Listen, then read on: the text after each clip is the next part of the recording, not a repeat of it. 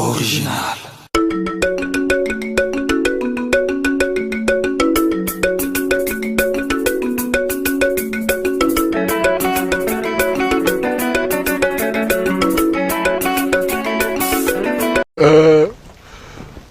Il y a une chanson que j'ai écrite qui devait être dans l'album.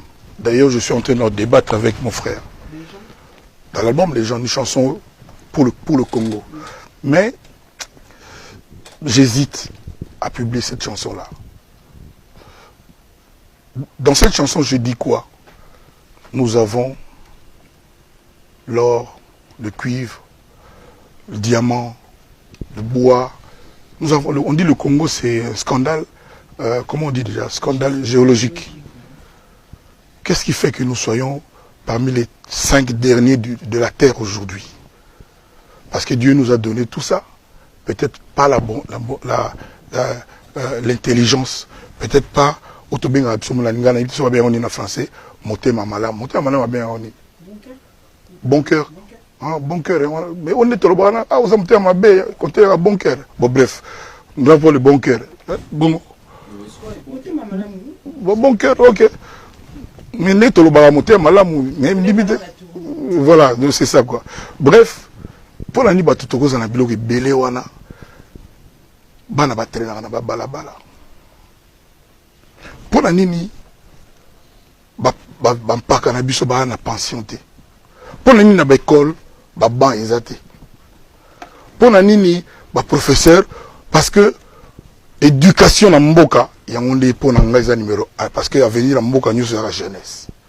Pour la nuit, batoka professeur bat fallait bazana ba salaire pene ya solo, bazana mal payé et musana ba basala ngo avec découragement. Dans un début de réponse. Moni bana moto mona na boulevard, na biso qui n'est ça récemment. Bana msomo na pena na 5 ans, musu 7 ans, musu nani.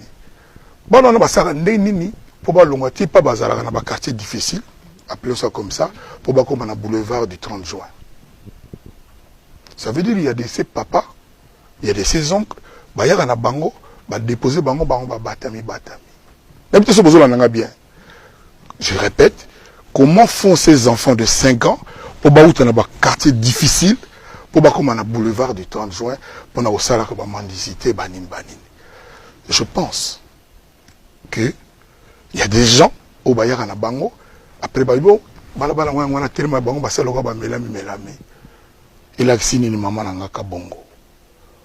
Que tout ça pénal batamité ma bien à niveau moka kosagalate. C'est-à-dire au botaki mwana après aux yeux au kiotika na balabala yo batami to comment ni to go pesa nango.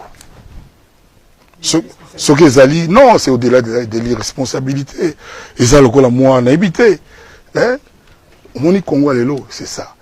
Problème na biso na nzembo na zoyemba lelo ezali bapesa biso bien on dit badefisa Congo mbongo te. Hein, comme on prête au pays et ça te bapesa biso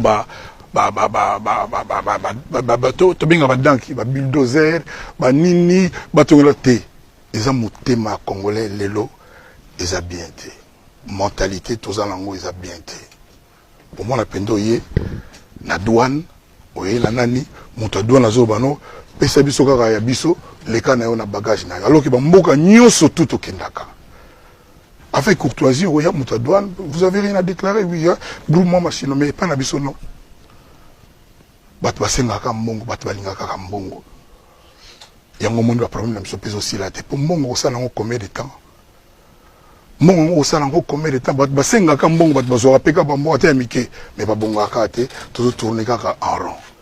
Comment voulez-vous moka na biso tozu mokonzi asali to lobalelo 116 jours Toligny déjà à résoudre tout. Où est-ce que vous avez vu ça?